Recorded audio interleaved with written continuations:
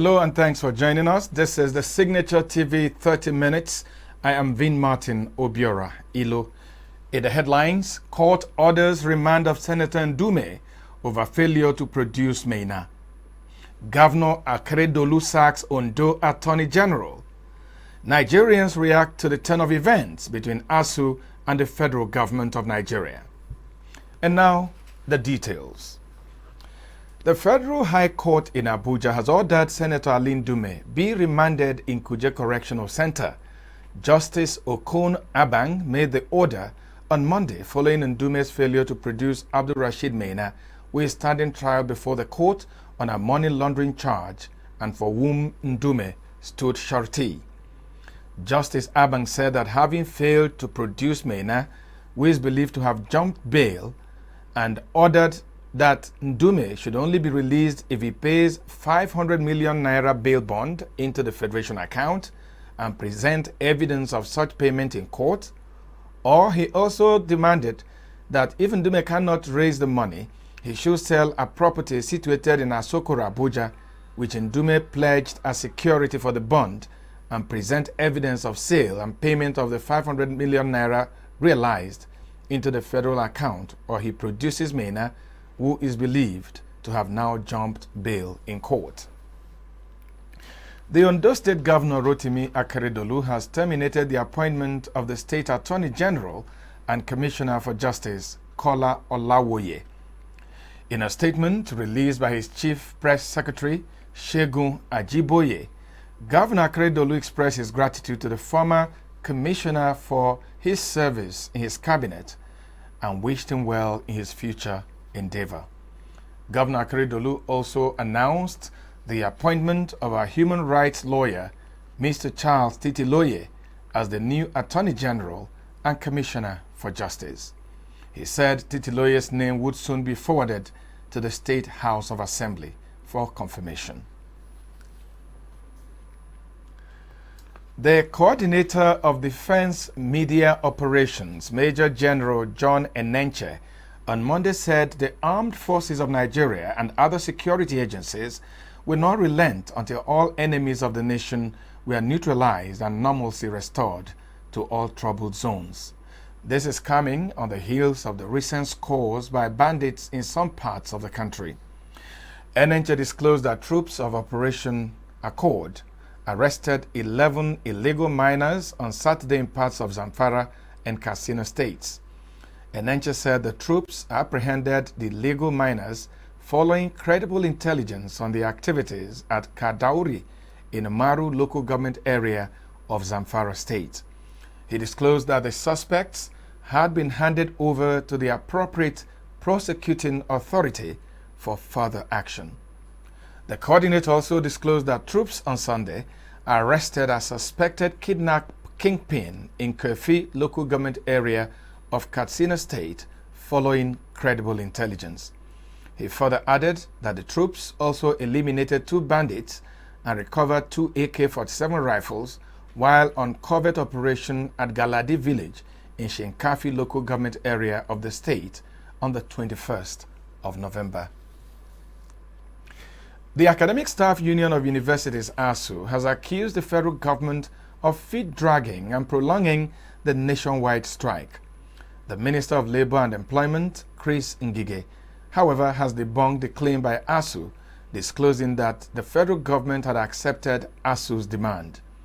Some Nigerians are of the opinion that government was not interested in the quality of education nor bothered with the long strike action. Many are of the opinion that the recurrent turn of events after several hours of meetings between federal government and ASUU shows negligence in the cry of Nigerian students. Signature TV correspondent Obi Chibueze and Chukwude Madako brings us the reactions of Nigerians on the turn of events between ASUU and the federal government. This is not the first time ASUU and federal government has been talking on how to move the school system in Nigeria forward.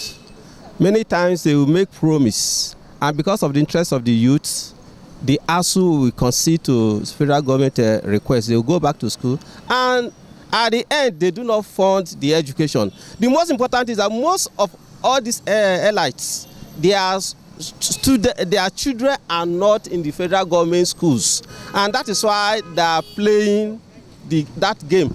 Suppose their children are in the Nigerian schooling in all tertiary educations, definitely for the interest of their children, they will fund it. Once bitten, twice shy. You would have seen what is going on around. This is our country. We've been here for a very long time, and we know how things has always been. They promise and they fail.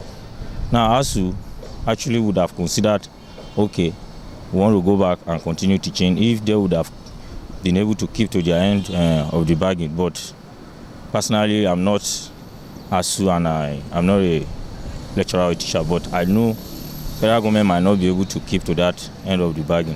Looking at the previous ways that government has been handling issues discussed, after discussion, what was discussed and agreed upon is not implemented. It's definitely going to be what will benefit the whole economy, because actually ASUU has been contributing a great scale to this country. And if you want to look at it from any point of view, this country needs ASUU. If every school will go on strike, who impart knowledge? They are helping the country, they are helping the future of this country. For me, ASUU should know that even the federal government, they are very busy right now. If there's anything ASUU can help for them to work together as a team to make this thing happen, let them do. It's not easy. You know the story, the pandemic and all that. Federal government is also busy. And I know also they are doing their best, they are doing well. I cannot lie for you. Also with the federal government. If I come now and tell you that federal government is not doing well, no, it doesn't work like that. It doesn't work like that. So ASUU and federal government, they should just put it together and let ASUU trust federal government. They are busy right now, but they will do something. You see, the truth of the matter is that the school or universities are the future of Nigerian tomorrow. So whatever it takes, you understand that, to produce best leaders of tomorrow, let government source money to fund Nigerian universities. So it's not the interest of the ASUU as a union are concerned. It's the benefit of the future leaders of Nigeria. What will be my advice to federal governments? First of all, I want to tell them, well done. They are doing great. It's not easy. My advice to them, whatever they are doing right now, let them. It's about education. If I cannot speak English now, I cannot talk to you. If I cannot read and write, I cannot be an MC Cash Money. Please, federal government, I beg, our federal government could not do something about this ASUU of 18. I beg, make them go back. Because if I say make them go sit down, they will go sit down. If I say make them stand up, they will stand up. Officials are being paid by the federal government. Even though they are on strike, they are still being paid their salary. And that is magnanimous on the part of the federal government to be paid workers that are not working. Still on ASUU, Minister of Labour and Employment Chris Ngige has restated the commitment of federal government to end the 8-month strike embarked upon by members of the Academic Staff Union of Universities. He described as untrue comments that government officials have been foot-dragging in the ongoing negotiations with the university lecturers because their children school abroad. Ngige said he was a stakeholder in public tertiary school system as 3 of his children are schooling in public universities and not private universities. He disclosed that the federal government accepted the demand by ASUU that the lecturers be exempted from the Integrated Payroll and Personnel Information System. The government also offered to increase the earned allowances to university staff from 30 billion naira to 35 billion naira and the revitalization fund from 20 billion to 25 billion Ngige further expressed optimism that the lecturers will accept the new offer by the government. He urged ASUU to hasten consultations with its members so as to return to the negotiation table and conclude talks before Friday. The Speaker of the House of Representatives, Femi Gbajabiamila, on Sunday met with newspaper distributors and vendors in Abuja over the Thursday's killing of a newspaper vendor, Ifeanyi Okereke, by an operative of the Department of State Services attached to his convoy. This is just as one of his colleagues, Ejike Egberimunwa, said Okereke was awaiting resumption in the Ministry of Labor and Employment and Productivity before he was killed.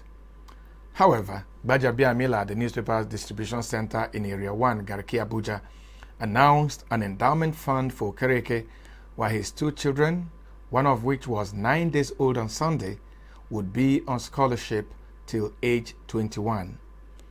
Gbajabiamila said he had visited the family of the late Okereke in Kwata village in the Madala Suleja area of Niger State, where he met with his wife and children. Earlier, leaders of the distributors as well as distributors in their separate speeches noted that Gbajabiamila had always identified with them on the streets of Abuja, stating that the protest by them was not against the speaker, but to seek justice for Okereke. The Ekiti State Governor, Dr. Kayode Fayemi, says his administration is committed to transparency, openness, and accountability. Fayemi disclosed that all transactions in the state are being done in the open, hence the administration is not afraid of any probe. Fayemi said it was in the bid to ensure openness and transparency that his administration undertook the reform of the Public Procurement Law, which ensured that all transactions were exhibited on Ekiti State website for scrutiny. The governor, represented by the Commissioner for Budget, Femi Ajayi, spoke on Saturday during a 3-day public procurement workshop organized by the Public-Private Development Center in partnership with MacArthur Foundation. Fayemi also said that the state had keyed into open contracting policy and was complying with fiscal regulation. Rotimi Adedeji, a businessman and native of Abeokuta, has described his ordeal with the Economic and Financial Crimes Commission as dehumanizing and abuse of his fundamental human rights. Adedeji disclosed that on the 14th of October, around 4 a.m., operatives of EFCC broke into his apartment and arrested him. Rotimi Adedeji was a guest on Signature Show on AIT, and he recounts his experience. I'm a private business person. I'm a graphic designer also, and I have a cafe business I run. On the 14th of last month, October this year, at about, let's say, past 4 a.m. in the morning, I was sleeping in my room, and I had some set of people jumping over the fence into our compound. At that time, I don't know who that would be. So I actually don't know what is going on. So I stayed quietly in my room and observed what is going on. Then I saw some people jumping over the fence. I was calculating them. There were more than 10 people. So I actually don't know what's going on. So I was anxious, and then I was panicking at the same time. So I had to lay alone in my room.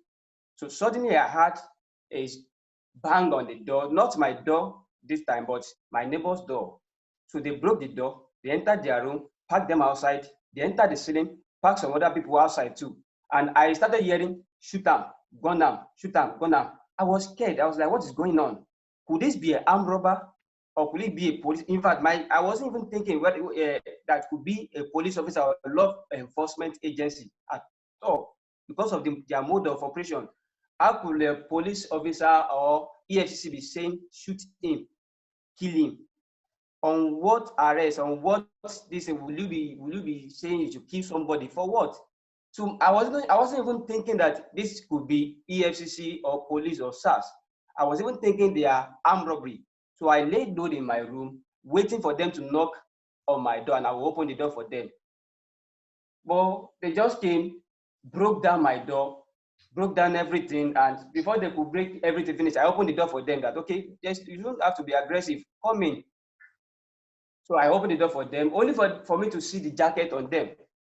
And the jacket, I saw EFCC. Then I was a little bit calm. Okay, this is EFCC.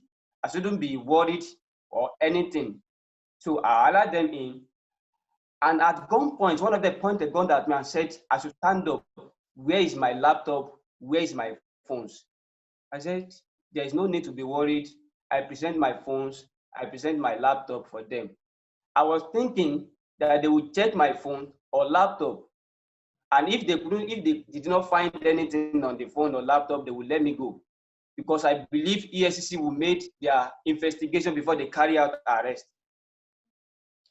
But unknowingly to me, when I present my phone and my laptop, they said I should stand up and follow them.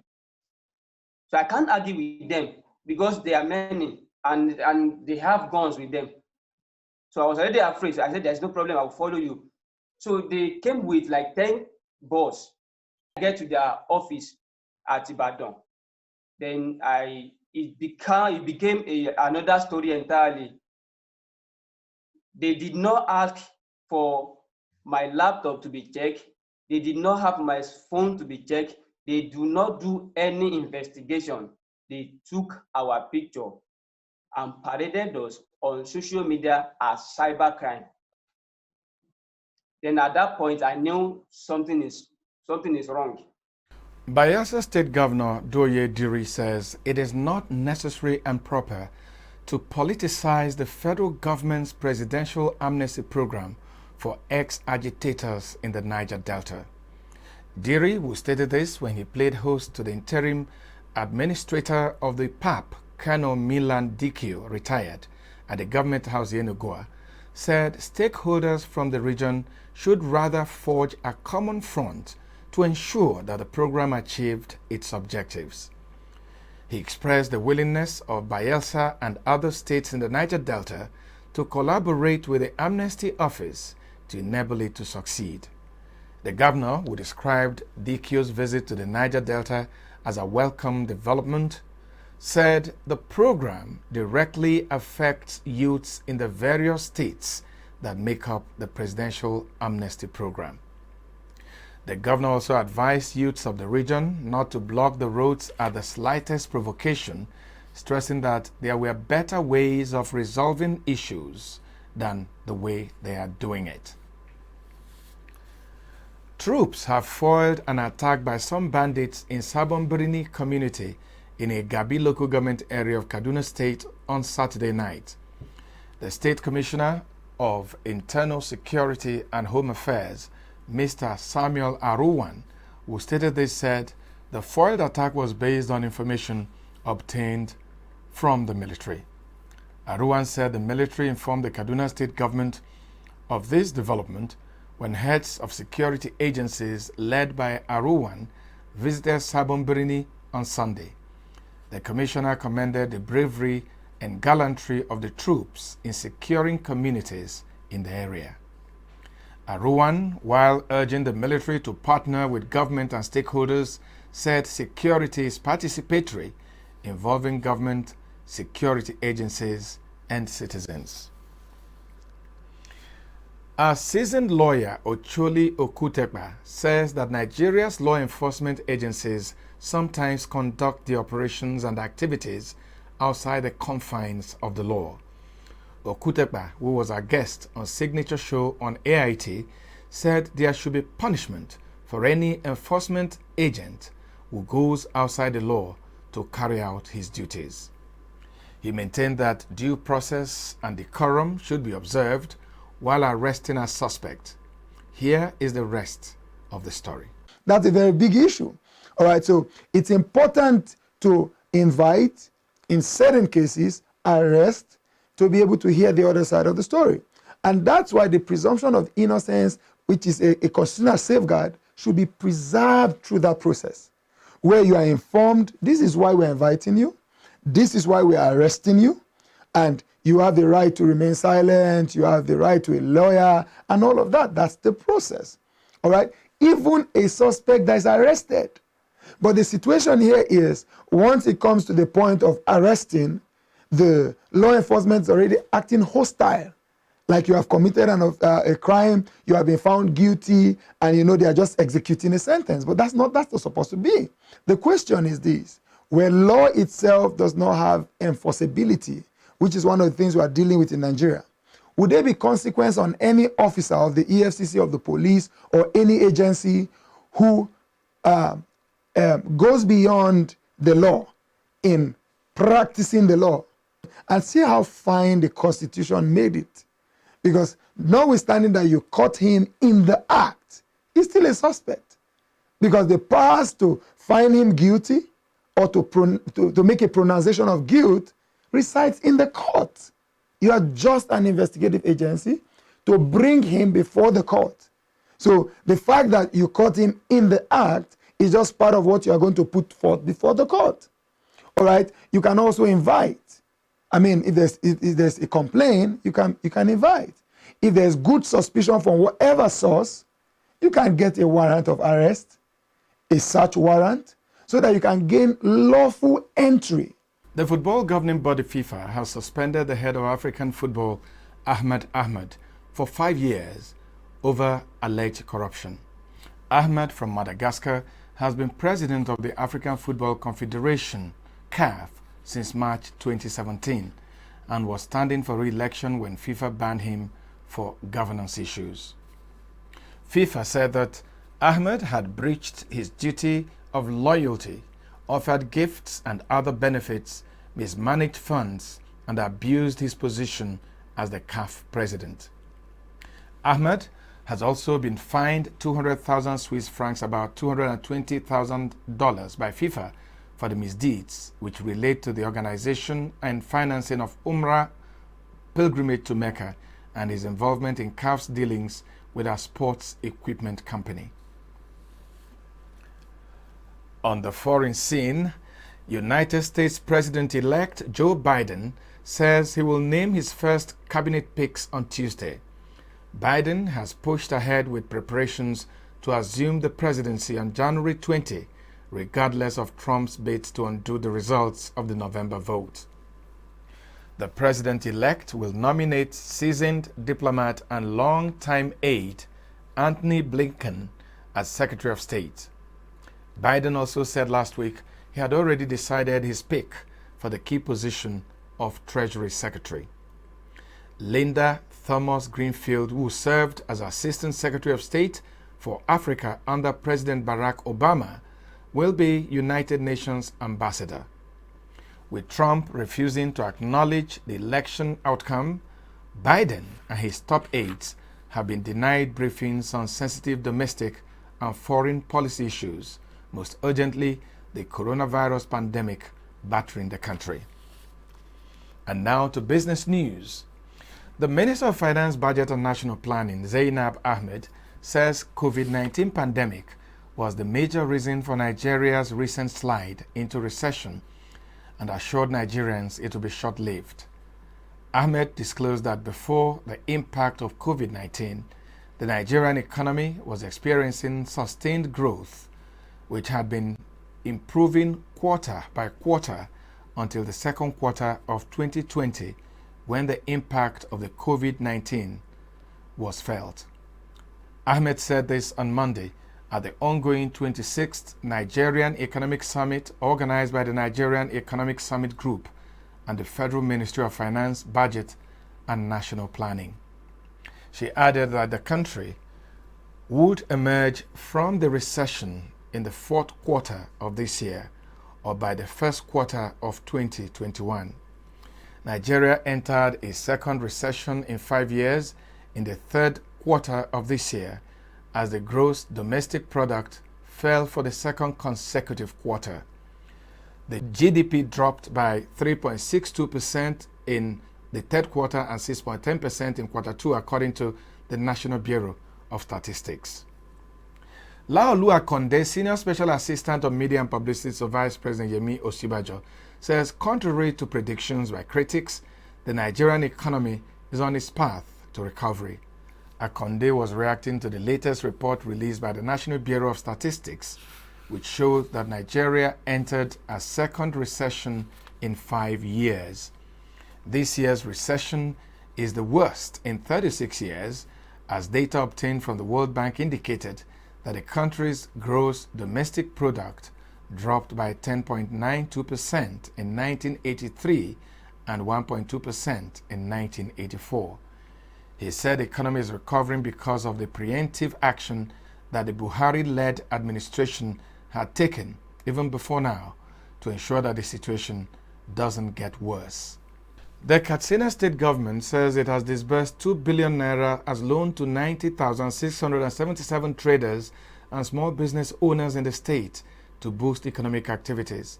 Alhaji Abdul Qadir Mohammed Nasir, the special advisor to Governor Aminu Masari on economic empowerment, noted this while briefing newsmen on the achievements recorded by the department on Sunday in Katsina State.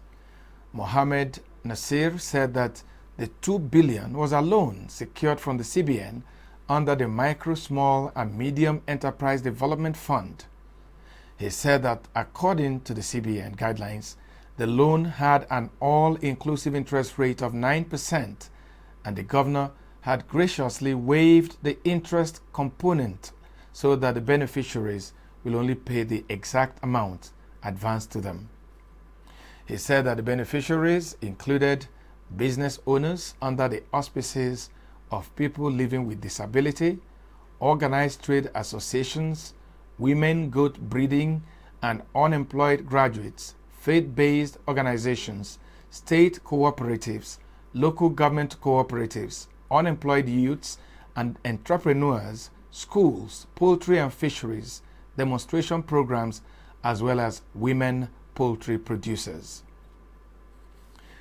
Trading on the floor of the Nigerian Stock Exchange resumed on Monday with an impressive rise in the value and volume of stocks traded. The volume of stocks rose to 568,036,776 from 344,902,718 traded on Friday, a 64.69% increase. The value also climbed from 4,222,344.57 naira to 7,326,148,724.08 naira. This was a 73.52% increase. The all-share index, however, fell from 34,136.82 to 34,121.78 traded on Friday, a 0.04% fall. Airtel African PLC gained 25 naira on its share price to top other 11 gainers on the chart. Its share price rose from 500 naira to 525, a 5% gain. However, among 46 losers on the chart, Custodian Nigeria PLC was the topmost loser. Its share price fell from 6.5 naira traded on Friday to 5.85, a 10% fall. Remember, the second wave of COVID-19 is projected to go up at this time of the year. Please do well to stay safe, maintain physical and social distancing, and wear your face masks while going about your daily activities. That's the Signature TV 30 Minutes. On behalf of my producer, Obomano Marvelous, I am Vin Martin Obiora Ilo, thanking you for watching and asking you to read more on www.signaturetv.org.